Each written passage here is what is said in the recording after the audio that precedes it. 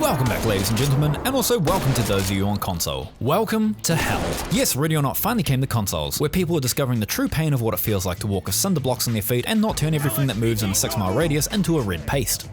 Crew, do not fire on any target marked by a strobe. Those are friendlies. And on top of that, we have 2 new maps on the Peter Dinklage side of life and some new weaponry, including 6 barrels of fun and a pepperball pistol, which I'm gonna be honest, why not just put the taser back into the secondary slot? It actually works and it doesn't look like a Fisher-Price Glock with the reliability of a SIG P320. But not all updates are filled with good, and as a wise man once said, We need a little controversy, 'cause it feels so empty without if you don't care about this, then here's the time code to skip to. I did a poll here on YouTube, and seemingly many wanted to hear me run my mouth, so yeah. To give the wave tops, Void have claimed they had to make some changes in Ready or Not for the console release in order to be able to release it. They also explained a small amount would also come to the PC version since they're more than just simple texture changes, and would require them to update a second branch of the game, making crossplay a pain in the booty hole. Now, those changes mostly come down to some characters wearing clothing instead of showing off their dangly bits, not being able to dismember bodies after death, the child in Twisted Nerve no longer convulsing, and the informant in Narcos not being quite as bloody. As far as the changes to the PC version goes, this is it. And before I continue, remember this is my opinion, you don't have to agree, but let's also keep it civil around here. Is it a shame Void had to change the game for a ratings board?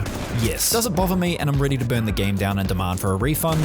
No. Again, remember, my opinion. While it's certainly odd that Ready or Not has to have changes made when other games like Red Dead Redemption 2 and Outlast exist on other platforms with the same, if not worse content, to me this isn't the end of the world some people are making it out to be. The way I see it, Ready or Not is probably being hit harder than other violent games because it's supposed to be a somewhat realistic portrayal of reality through the eyes of law enforcement. It probably goes in hand with the whole propaganda bullshit a few years ago for being a police-based game. Complete load of shit, I know. But I can see how Sony or Microsoft would see this as a risky affair and would impose certain restrictions on what can and can't be depicted. That's or they just really love that chair in the corner. However, the console version has been affected a little more, and this is where the water starts to get a little more muddy. For example, you may have seen posts floating around about the basement on Valley of the Dolls being changed from the picture of Vol's incredibly young daughter Janie to that of a porcelain doll. This does not affect the PC version, despite what some YouTubers and Reddit posts may tell you, but the deranged writing on the wall around the pictures has been removed. However, the console version does indeed depict a porcelain doll instead, which kinda changes the narrative, the Vol being just a P-word I can't use on YouTube without being demonetized, who has a weird obsession with dolls, from the original Vol as a P-word who is obsessed with his daughter, and I'm gonna give him a shotgun mouthwash. Yeah, it's a little bit of a tone shift. It's not really a deal breaker for me personally, as I am really here for the gameplay first, but I won't lie, the first time I walked into this room, I did let out a solid what the fuck. As far as I can tell, Void did not make it clear about this change ahead of time, and that is something that people have every right to be pissed about. While I still love this game and the changes don't really bother me, I understand why players are upset about them, the Valley of the Dolls one especially. End of the day, the changes suck, but they also don't bother me. I'm here for the gameplay, making a complete fool of myself, and no other games having a goddamn replay viewer. I'm also a random chucklefuck who makes funny videos on the internet, not someone whose opinion you should take seriously or value more than yours. Unless we're talking about Burger King being D tier at its absolute best. I don't even know who you are. So anyway, with all that said and done,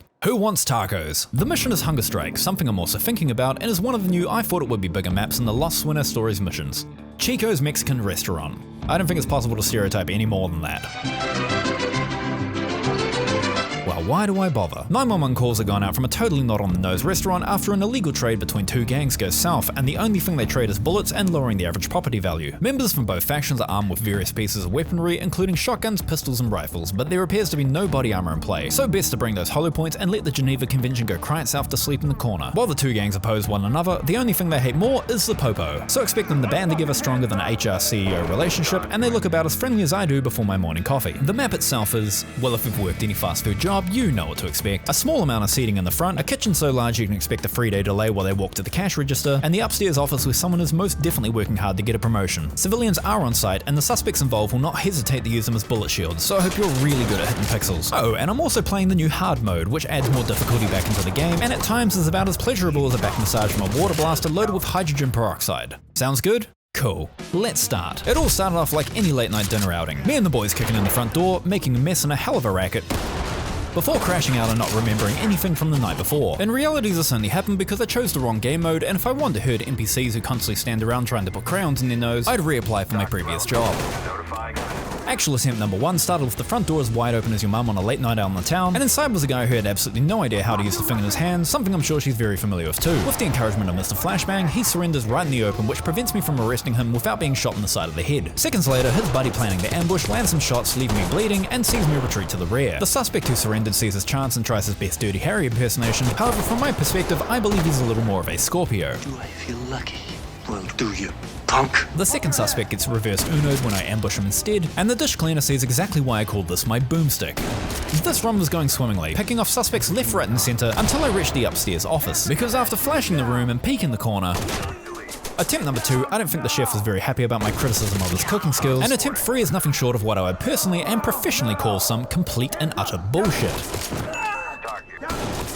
Oh, get fucked. Attempt 4 was where I started to feel embarrassed, because I wasn't sure if I was just getting unlucky, or just because I hit my 30s, my knees weren't the only thing starting to go bad. Either way, I didn't need to think about it anymore, because my brain was replaced with the consistency of Taco Bell's meat filling, and probably a much healthier option too. Despite pinning me down and giving me a good old kicking to the balls, Counterstrike is definitely one of my favourite maps in the game. While being both small in scale and a little larger on the inside, this map is exactly what I was wanting more of, since we have 923 levels the size of South America. The general layout is pretty bog standard, and 2 wedges can control the entirety of the level. With the front door entrance, aside from a cashier looking to spice up the remainder of their workday with some casual murder, your only worry is the hallway on the left, in which I recommend wedging the door at the end and working your way through to the kitchen. From the back door, if you're feeling frisky and want to spice things up, mostly because the hot sauce I use here is about as spicy as mayonnaise, you can instead choose to wedge the 2 doors on the right, clear the chiller, and then hit up the manager's office upstairs for that promotion he promises, but has as much truth behind it as the claim that Steven Seagal's hair is 100% real. I'd recommend as many flashbangs or gas grenades as you can carry, ideally a squad instead of playing by yourself like a certain moron with fabulous hair, and maybe loading the shotgun with bullets instead of Nerf darts, because I swear this thing is broken and someone's playing tricks on me. Attempt 5, I have no fucking idea. Maybe someone did the reverse Alec Baldwin to me. And attempt 6, well...